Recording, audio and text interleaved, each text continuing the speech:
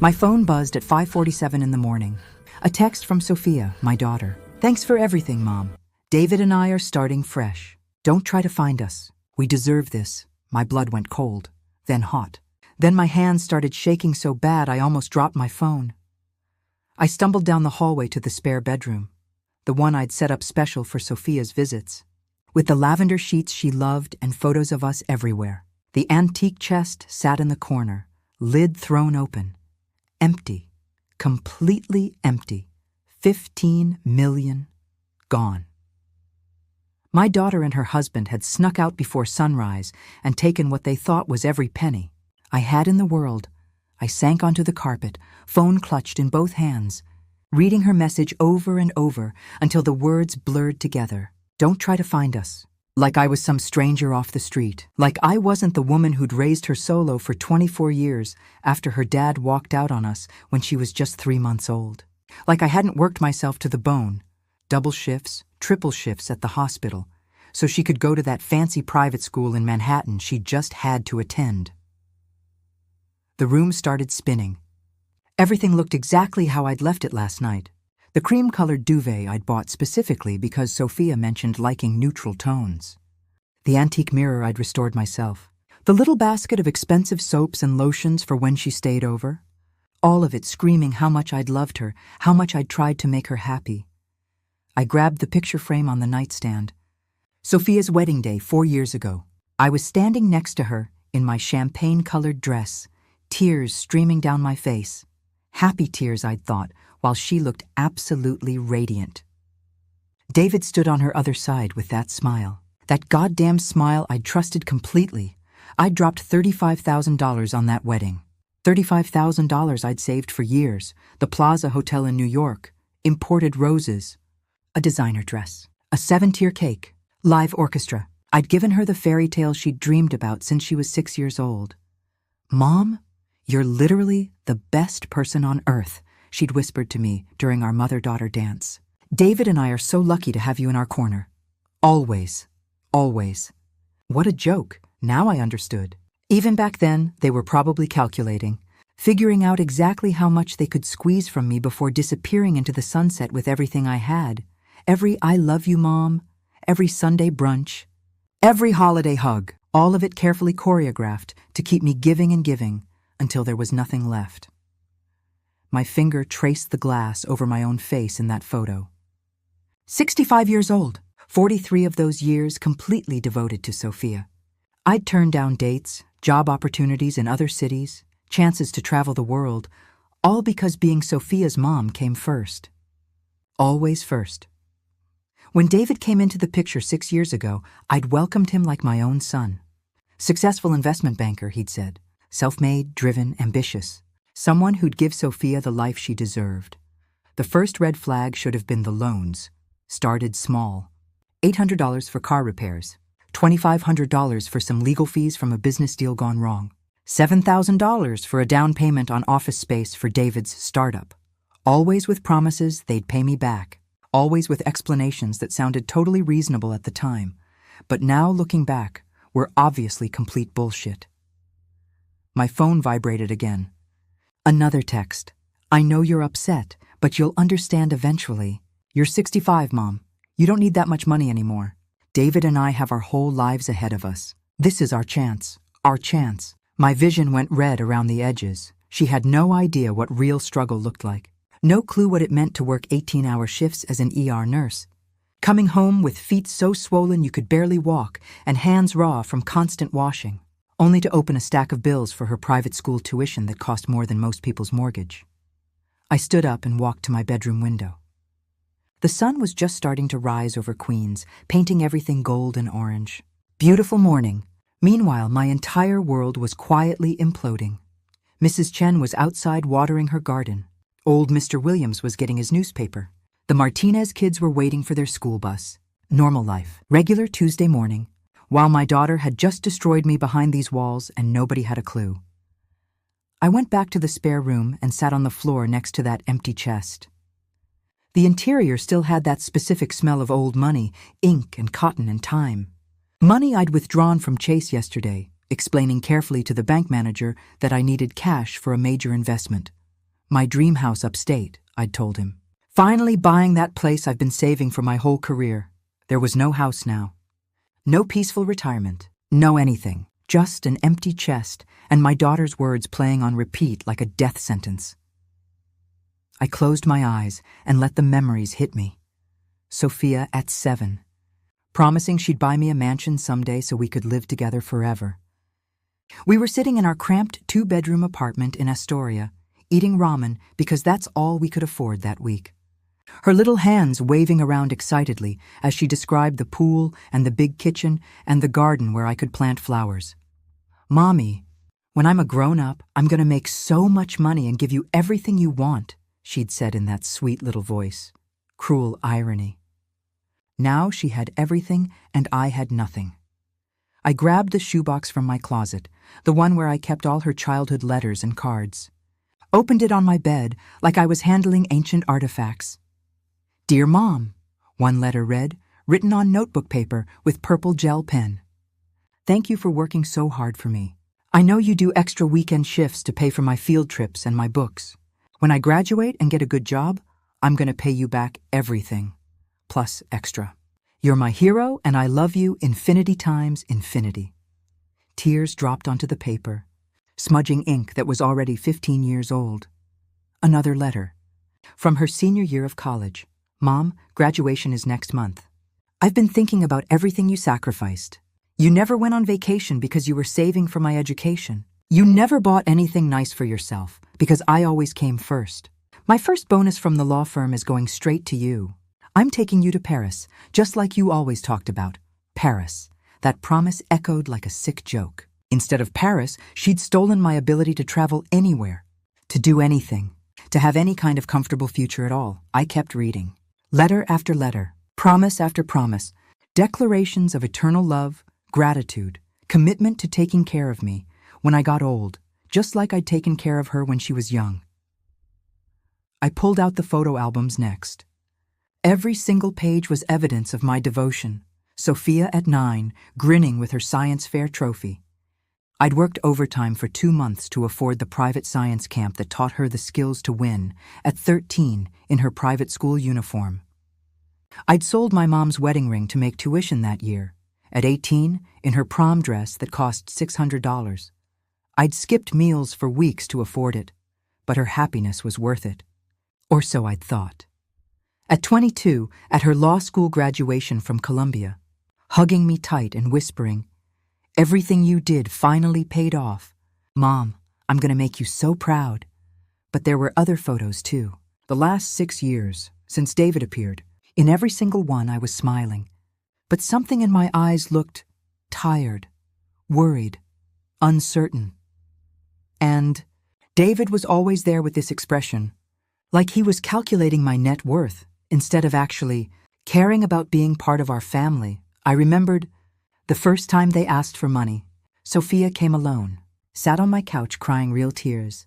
"Mom, we're in trouble. David made a bad investment and we're going to lose the apartment if we don't come up with $8,000. Please, we'll pay you back in 2 months, I swear." I didn't hesitate. She was my baby, my whole world. Of course I'd help. 2 months became 6. 6 became a year became never. When I'd gently ask about repayment, there was always a new crisis. David's business partner SKR over. Unexpected tax bill. Medical emergency. Always something. Always believable. Always a lie. Second time, $12,000. Third time, $18,000. Fourth time, $25,000, each loan bigger than the last.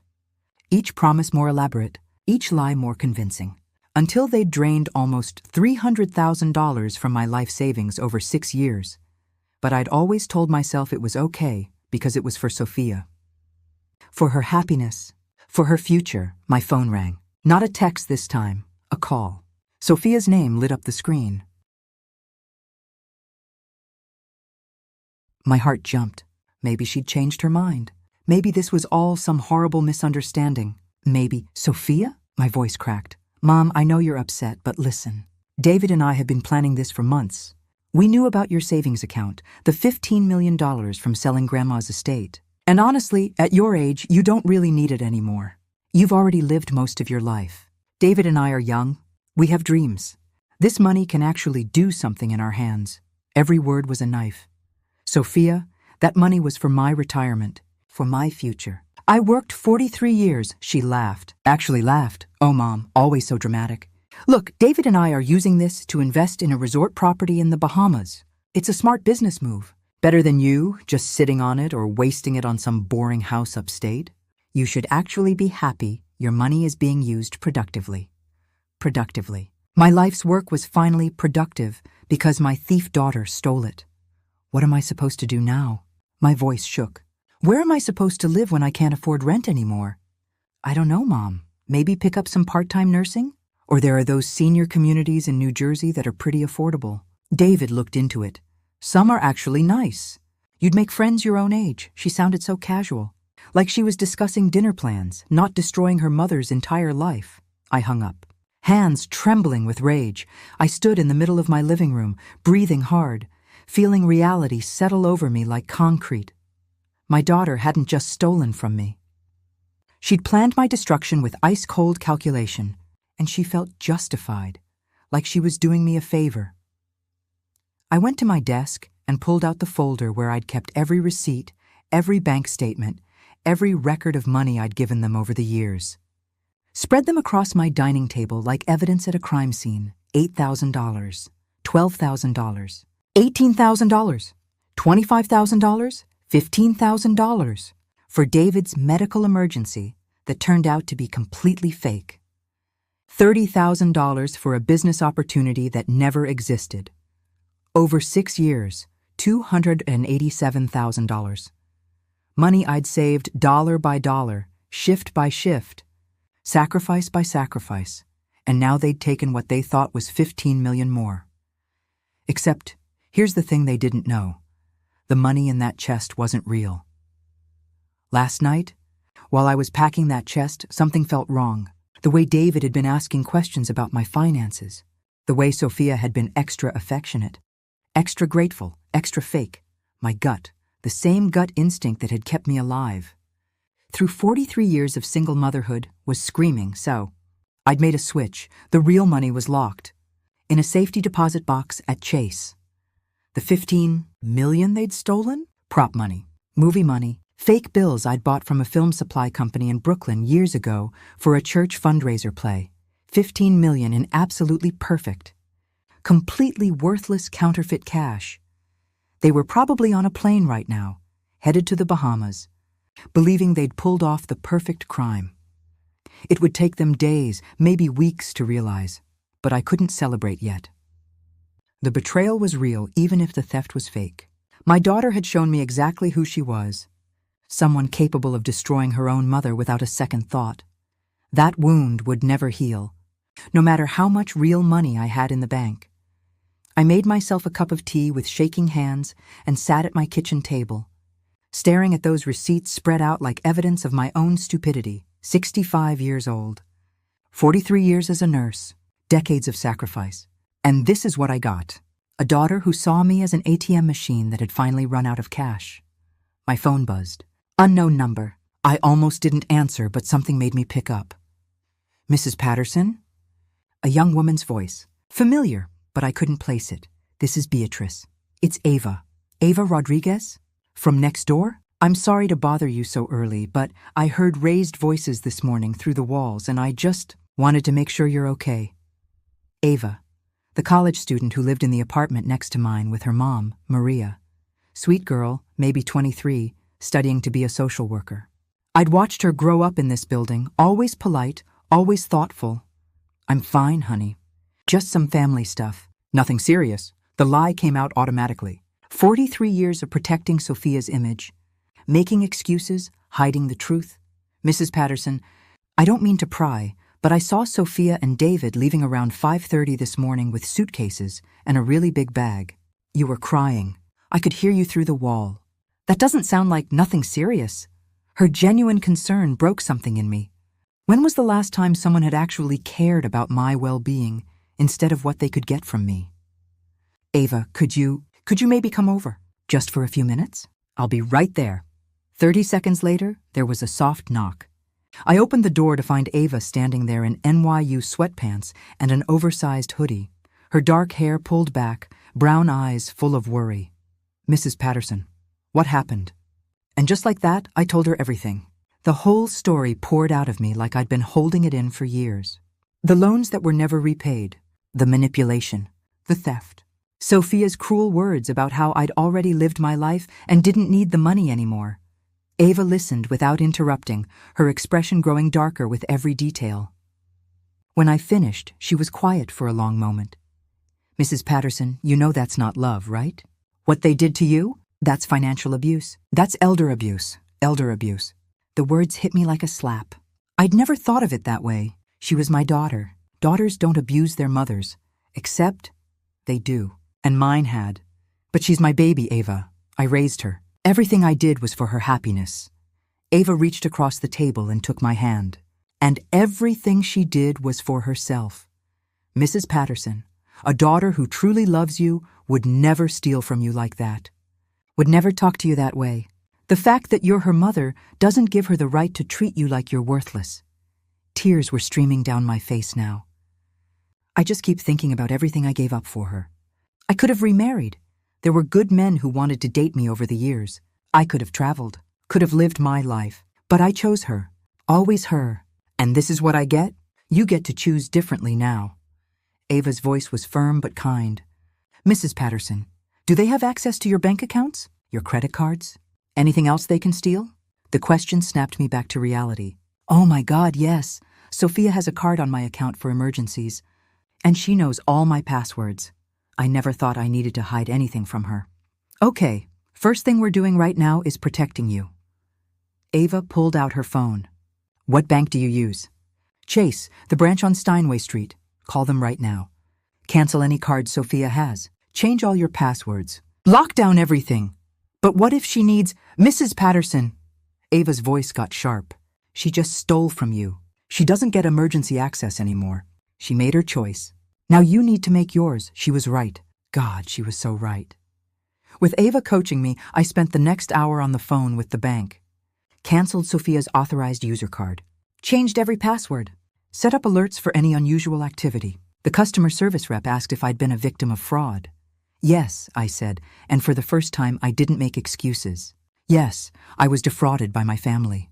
Ava stayed with me the whole time, making me toast and more tea, pulling out a notebook to help me keep track of every account, every password change, every security measure. "Do they have keys to your apartment?" she asked. "Sophia has a spare set. We're changing your locks today. I know a guy in Jackson Heights who can come out this afternoon. Consider it done." "Ava, I can't ask you to—" "You're not asking. I'm telling you. Mrs. Patterson, you've lived next door to us for 10 years. You babysat me when Mom had to work late. You brought us soup when we were sick. You helped me with my college applications. You've been more family to us than your actual daughter has been to you. So let me help you now." I broke down completely. This 23-year-old girl I'd known since she was in middle school was showing me more love and care than my own child ever had. Ava let me cry, then handed me tissues and got me water. "Okay, here's what we're gonna do. You're gonna take a shower, get dressed. We're gonna get some real food in you, and then you're gonna start thinking about what you want. Not what Sophia needs, not how to fix this. What Beatrice Patterson wants for her life." "I don't even know anymore," I whispered. "For so long I've only been Sophia's mom. I don't know who I am without that. Then it's time to find out."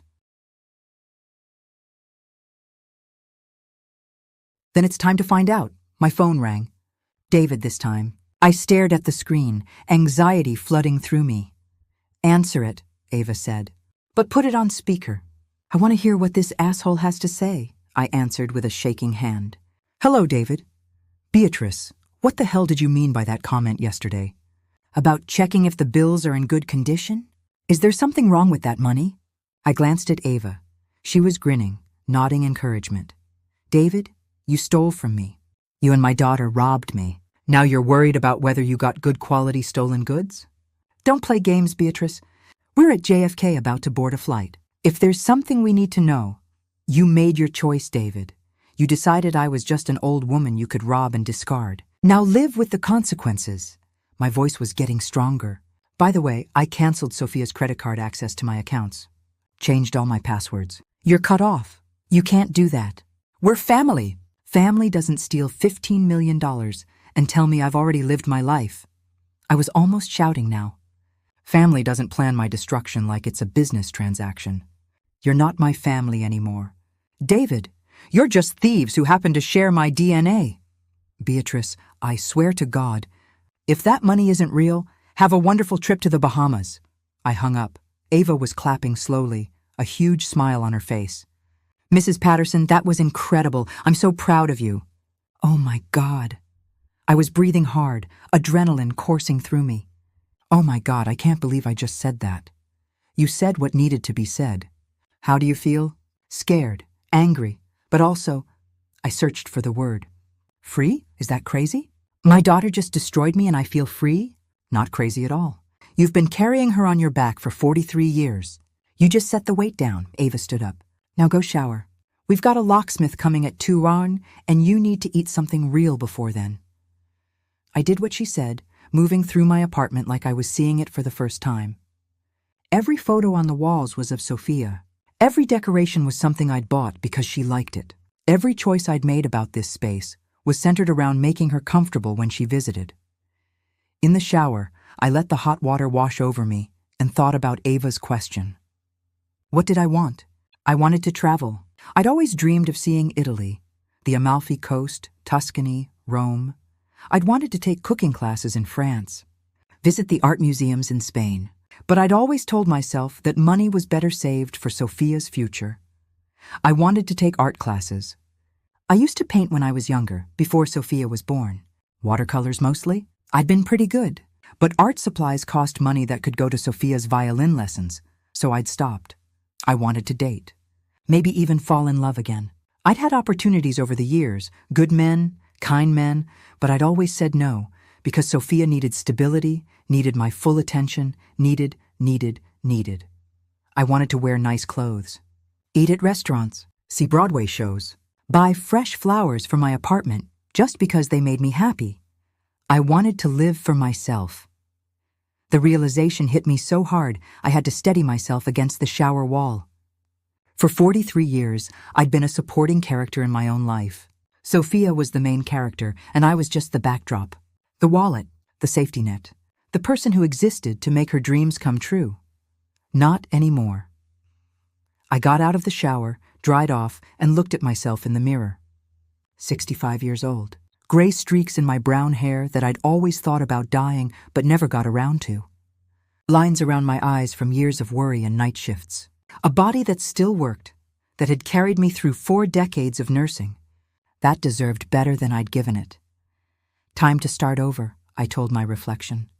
I put on real clothes, not the worn-out stuff I usually wore around the house, but a nice pair of jeans and a blue sweater I'd bought 2 years ago but never worn because it seemed too nice for every day. When I came out to the living room, Ava had cleaned up all the receipts and papers, organizing them into neat piles. I took photos of everything, she said. Documentation, just in case you decide to press charges later. Press charges against my own daughter? She committed theft, Mrs. Patterson. Just because she came out of your body doesn't mean she's above the law. I sat down, processing that idea. Could I actually do that? Send Sophia to prison? My phone buzzed. Text from Sophia. Mom, what David said about you canceling my card access. Tell me that's not true. I need that card. You're being ridiculous. I showed it to Ava. She rolled her eyes. The audacity. She steals $15 million and she's mad you canceled a credit card? I typed back, you told me I've already lived my life and don't need money. So you don't need access to mine anymore. Good luck with your resort. 3 dots appeared immediately, disappeared, appeared again. Then my phone rang. Sophia. I declined the call. It rang again. Declined, again, declined. She's gonna keep calling, I said, so block her number. You don't owe her access to you anymore, Mrs. Patterson. She lost that privilege when she betrayed you. Could I really block my own daughter's number? The thought made me feel sick, but Ava was right. What was I gaining by staying available for her abuse? I blocked the number, then blocked David's too. There, Ava said. Now they can't harass you. If they really need something, They can email like civilized people, but you don't have to read it if you don't want to. The locksmith arrived at 2:15. Nice guy named James, maybe 50, who asked no questions and just changed out all my locks efficiently. When he handed me the new keys, it felt symbolic. Like I was locking out more than just Sophia and David. I was locking out the woman I used to be. The doormat, the eternal giver, the mother who sacrificed everything and got nothing back. What do you want me to do with the old locks? James asked. Throw them away. I don't need them anymore. After he left, Ava and I sat on my couch with Chinese takeout from the place on 30th Avenue. General Tso's chicken and pork fried rice and egg rolls. I couldn't remember the last time I'd ordered takeout just because I wanted it. My mom wants you to come to dinner this Sunday, Ava said between bites. She's making her famous enchiladas. She said you look too skinny and she's worried about you. That's so sweet, but I don't want to impose. Mrs. Patterson, stop. You're not imposing. We want you there. You're invited because we actually care about you, not because we want something from you. Get used to the difference, I nodded, tears forming again. I'm sorry I keep crying. Cry all you want. You've earned every tear. Just remember, these are cleansing tears. You're washing away 43 years of being used. That takes a lot of water. We finished eating, and Ava helped me take down some of the photos of Sophia. Not all of them, I wasn't ready for that, but the most prominent ones. The giant wedding photo over the couch. The collage in the hallway. We replaced them with landscape prints I'd had stored in my closet. A beach scene, mountains, a Parisian street I'd always loved. There, Ava said, stepping back. Now your apartment is starting to look like it belongs to you, not like a shrine to someone who doesn't deserve it. She was right. The space already felt different, lighter, more mine. My phone buzzed with an email. I almost didn't check it, but curiosity won. It was from Sophia's email address. Subject, You're being cruel, Mom. I can't believe you're acting this way. We're about to board our flight and you're playing mind games about the money and cutting off my card access. This is so unlike you. The mom I know would never be this vindictive and petty. David says you're probably just in shock and you'll come around. When we land in Nassau, I expect an apology and for you to restore my card privileges. We're family. Act like it. I read it aloud to Ava. She looked like she wanted to throw my phone across the room. The nerve. She robs you blind and demands an apology? Mrs. Patterson, do not respond to that. I'm not going to. I deleted the email. Let them land in Nassau. Let them get settled in some expensive hotel. Let them start making plans for their resort fantasy. And then they'll try to use that money and discover it's all fake. Ava's eyes lit up. Oh my God, I wish I could see their faces when that happens. Me too. And for the first time all day, I smiled. Really smiled. They're going to be stuck in the Bahamas with no money, no way home, and no credit card access from me. Poetic justice. What kind of person does that make me? Finding satisfaction in my own daughter's suffering? Ava looked at me seriously. It makes you human. They tried to destroy you, Mrs. Patterson. Wanting them to face consequences doesn't make you a bad person. It makes you someone with self-respect. Self-respect. When was the last time I'd had any of that? We spent the rest of the afternoon together. Ava showed me how to update my social media privacy settings so Sophia couldn't track me online. We made a list of things I'd always wanted to do but never had. We looked at travel websites, cooking class options in Manhattan, art supply stores in Queens. What about dating? Ava asked. You're only 65, Mrs. Patterson. That's not old. My mom's friend just got married at 68 to a guy she met at a book club. I don't know about dating. I don't even know who I am yet. How can I date when I'm still figuring out my own identity? Fair point. Take your time, but don't write it off completely. You deserve companionship. You deserve someone who actually values you. When Ava finally left around 6 p.m., I sat alone in my newly rekeyed, partially redecorated apartment and felt something I hadn't expected. Hope. Yes, I was devastated. Yes, I was heartbroken. Yes, I'd been betrayed by the person I loved most in the world, but I was also free. Free from the constant anxiety of whether Sophia was happy. Free from the obligation to sacrifice my needs for hers. Free from the cycle of giving and never receiving anything genuine in return. I pulled out a notebook and started writing. Not to Sophia, To myself, Dear Beatrice, today your daughter showed you exactly who she is. Believe her. Don't make excuses. Don't minimize it. Don't convince yourself it's somehow your fault. She made a choice. She chose money over you. She chose David over you. She chose cruelty over compassion. But here's the thing. You have a choice too. You can stay stuck in this pain, replaying all your sacrifices, mourning the daughter you thought you had. Or you can take this devastation and transform it into something else. Liberation, rebirth, a second chance at living life on your terms. You're 65. If you're lucky, you've got another 20-30 good years. Are you going to spend them crying over someone who doesn't deserve your tears? Or are you going to finally put yourself first? Choose yourself, Beatrice. For once in your life, choose yourself. I signed it, dated it, and put it in my nightstand drawer where I'd see it every morning. Then I opened my laptop and did something I'd been dreaming about for 20 years. I booked a trip to Italy, 2 weeks in Tuscany. Cooking classes, wine tastings, art museums, small hotels in medieval towns, everything I'd ever fantasized about during those double shifts at the hospital when my feet hurt so bad I wanted to cry. The confirmation email came through and I stared at it, hardly believing it was real. In 6 weeks I'd be in Florence, in Siena, in Rome, living my dream. Finally. My phone buzzed.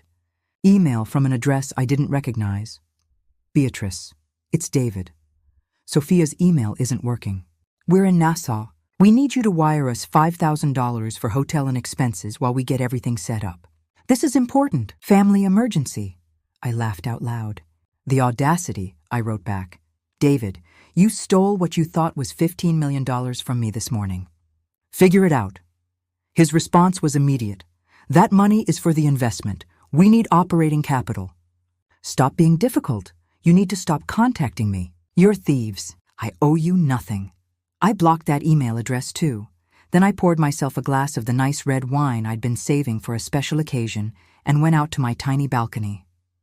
Queen spread out below me, lights starting to twinkle as the sun set. Somewhere out there in the Bahamas, my daughter and her husband were about to discover their perfect crime wasn't so perfect after all. And here I was, booking trips to Italy and drinking expensive wine and feeling something I hadn't felt in decades, like my life actually belonged to me. 3 days later, my phone started ringing from a Bahamian number. Over and over. I didn't answer. Then the emails started flooding in. Mom, the money is fake. All of it. We're stranded here. Please help us. Beatrice, this is beyond cruel. We're stuck at the hotel with a $3,000 bill we can't pay. They're threatening to call the police. You have to wire us money now. Mom, I'm begging you. We have no way to get home. Our credit cards are maxed out. Please, I'm your daughter. I read each one calmly, sipping my morning coffee, feeling absolutely nothing but a strange sense of peace. Ava came over that evening with her mom. Maria wrapped me in a huge hug the second she walked in. Mija, Ava told me what happened. Ay, Dios mío, I can't believe that girl. After everything you did for her. Maria was 52, a home health aide who'd raised Ava alone after her husband died. We'd been neighbors for a decade, but I realized with shame that I'd never really gotten to know her because I was too consumed with Sophia's drama. I'm okay, I said. Actually, I'm better than okay. Did they figure out the money was fake yet? Ava asked eagerly. I showed them the emails. Maria started laughing so hard she had to sit down. Karma is real, baby. They tried to rob you and ended up with nothing but paper. She wiped tears from her eyes. What are you going to do? Nothing. Absolutely nothing. Good. Let them figure out their own mess. You didn't raise a baby. You raised a snake. Maria shook her head. Now enough about her. We're taking you shopping tomorrow. You got that Italy trip coming up and you need some nice clothes. Real clothes, not that sad stuff you've been wearing. I can't ask you to. You're not asking, I'm telling. Ava and I are taking you to Roosevelt Avenue, maybe the Queens Center Mall. We're getting you a whole new wardrobe. My treat for the first outfit. You've been helping us for years. Let us help you now. The next morning, the three of us hit the stores. Maria and Ava pulled me into dressing rooms, handed me colorful scarves and fitted jackets and dresses that actually showed I had a figure. Mrs. Patterson, you look amazing. Ava held up a mirror to show me in a teal-wrapped dress that I never would have picked for myself. I'm too old for this. It's too bright, too beautiful, too perfect. Maria cut me off. Mia, you're 65, not dead. You got a good body, nice skin, pretty eyes. Stop hiding yourself like you're apologizing for existing. I bought the dress, and 3 more, and new shoes, and a leather jacket that made me feel like a different person, a stronger person. When I got home, there were 17 new emails from Sophia and David. I deleted them all without reading them. 4 weeks later, I was sitting in a cafe in Florence, eating the best pasta of my entire life, and watching the sunset paint the Duomo in shades of gold and pink. The cooking class that afternoon had been incredible. I'd learned to make fresh ravioli from scratch, laughing with other tourists, a retired teacher from Boston, a widow from Australia, a divorced accountant from Texas. People who saw me as Beatrice, not as somebody's mother or somebody's wallet. My phone had been silent for 2 weeks. I'd changed my number before leaving for Italy and only gave the new one to Ava, Maria, and my closest colleague from the hospital. No demands. No manipulation, no guilt trips, just silence and freedom. I'd visited the Uffizi Gallery that morning and cried in front of Botticelli's Birth of Venus. Something about that goddess emerging from the water, reborn and complete. It felt like looking at myself. That evening, I met a man named Michael at a wine tasting in my hotel. 70 years old, retired dentist from Connecticut, traveling alone after his wife died 3 years ago. We talked for hours about art and travel and what it meant to rebuild your life after loss. I spent the first 2 years just existing, he told me over a glass of Chianti. Then one day I realized my wife wouldn't want me to stop living just because she was gone. So I started traveling, meeting people, trying new things, and slowly I found myself again. I'm trying to find myself for the first time, I admitted. I've been other people's needs for so long, I don't even know who I am. That's actually exciting, Beatrice. You get to decide who you want to be. No history, no expectations, just possibilities. We exchanged numbers and made plans to have dinner the next night. I went to bed that night in my little hotel room in Florence and realized I couldn't remember the last time I'd felt this happy. Not happy because someone else was happy. Happy because I was living my life. The Italy trip stretched into 3 weeks because I just didn't want to leave. Michael and I explored Rome together, visited the Amalfi Coast, spent lazy afternoons in Tuscan vineyards. It wasn't a whirlwind romance. We were both too old and too scarred for that. But it was companionship, genuine affection. Someone who enjoyed my company without wanting anything from me. When I finally flew back to New York, I felt like a completely different woman than the one who'd left. Ava and Maria picked me up from JFK. I told them everything, the cooking classes, the museums, the beautiful man I'd met who lived 3 hours away but who'd already texted about visiting me in Queens. Look at you. Mrs. Patterson, glowing, getting your groove back. Maria laughed as we drove through the city I'd lived in my whole life, but was seeing with new eyes. How was it here? I asked. Did Sophia try to contact you guys? Ava and Maria exchanged a look. She showed up at your apartment about a week after you left, Ava said carefully. Found out the locks were changed. Knocked on our door asking if we knew where you were. What did you tell her? That you were traveling and we didn't have your new number. She looked rough, Mrs. Patterson, real rough, thin, tired, desperate. Ava glanced at me. She said they had to borrow money from David's parents to get home from the Bahamas. That David left her after the money turned out to be fake. That she lost her apartment and is staying with a friend in Brooklyn. I waited for the guilt to hit, the maternal instinct to rescue her, to fix everything. It didn't come. I feel bad that she's struggling, I said slowly. But I don't feel responsible for fixing it. Is that terrible? That's healthy, Maria said firmly. She made her choices. Now she's living with them. You're not a bad mother for having boundaries, Mija. You're a smart woman. Back in my apartment, I unpacked my souvenirs. Venetian glass, Italian ceramics, photos of everything I'd seen. I hung a new painting I'd bought from a street artist in Rome. Set out the fancy olive oil and balsamic vinegar I'd brought back. My space looked different now. It looked like it belonged to someone who valued herself. That Sunday, I went to Maria's for dinner. Her enchiladas were incredible. We ate and laughed and talked about everything except Sophia. It felt like having real family, people who cared about me, not what I could give them. Michael started driving down from Connecticut every other weekend. We'd go to museums in Manhattan, try new restaurants in different neighborhoods, walk through Central Park. He was kind and funny and had no agenda except enjoying my company. We took things slow, but it felt right, comfortable, like maybe I could have love again without losing myself. I joined a watercolor painting class at the community center in Astoria. Picked up the brushes I'd set down 43 years ago.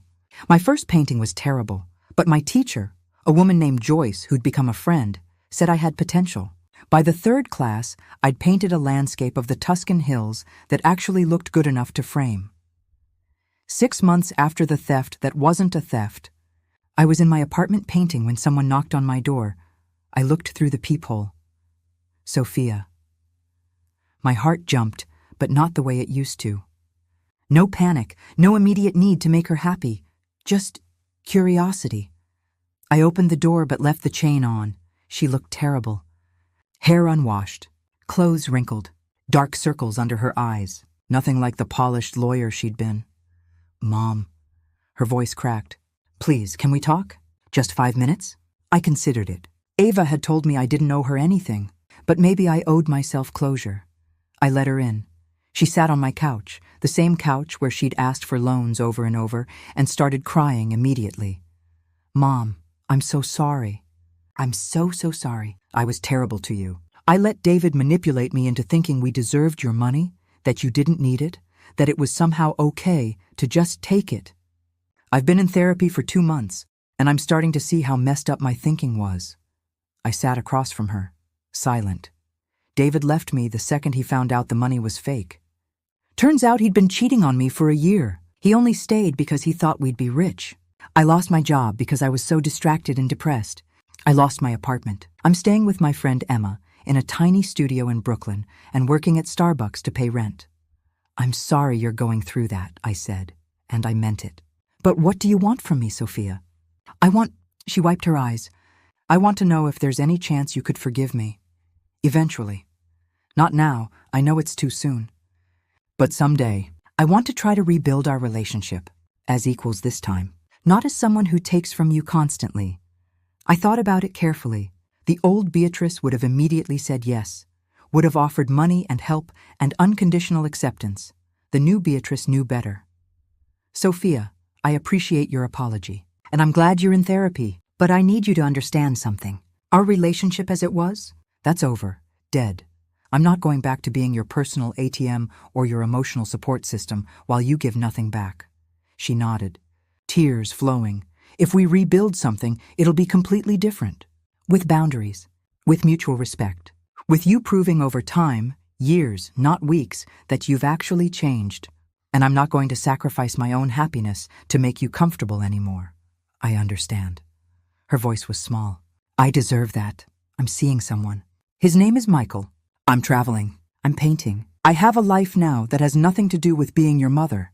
And that's not going to change regardless of whether you're in my life or not. I'm happy you found that, Mom. Really. You deserve it. You deserved it all along, and I was too selfish to see it. She stood up. Can I email you sometimes? Nothing heavy. Just to check in. To show you I'm working on myself? You can email, but I'm not promising to respond right away. Or to help if you ask for money or favors. Those days are over. I'm not asking for that. I promise. I just want a chance to eventually earn back a small place in your life. I walked her to the door. Sophia, I do love you. You're my daughter, and that won't change. But love doesn't mean letting you hurt me.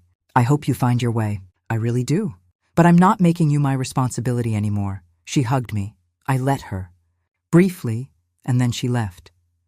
I closed the door and realized I didn't feel devastated or guilty or anxious. I felt peaceful. A year later, I was sitting on a beach in Greece with Michael, both of us reading books and occasionally looking up to watch the turquoise water. Sophia and I emailed every few weeks. She was still in therapy, working her way up at a nonprofit law firm, dating someone who actually treated her well. She'd sent me a card on my birthday with a simple note. "Thank you for loving me enough to set boundaries. I'm becoming someone better because of it." I'd responded, "Proud of your progress. Keep going." We'd had coffee twice in the past year. Short visits, light conversation, no requests for money or dramatic emotional scenes. It wasn't the relationship I'd once imagined having with my daughter. But it was honest and healthy, and that was enough. Ava had graduated with her social work degree and was working with elderly abuse victims. She said I'd inspired her career choice. She and Maria were still my closest friends, coming over for dinner every Sunday, genuinely caring about my life. Michael had become my partner in adventure. We'd been to 7 countries together. He'd met Ava and Maria and fit right into my little chosen family. We'd talked about moving in together, maybe splitting time between Queens and Connecticut. No rush. Just enjoying each other. I was painting regularly now, even selling a few pieces at a local gallery in Astoria. Nothing that would make me rich, but the validation of someone wanting to hang my art in their home? Priceless. My life was full, rich, beautiful, mine. "What are you thinking about?" Michael asked, looking over his reading glasses at me. "Just that I'm happy," I said. Genuinely, completely happy. For the first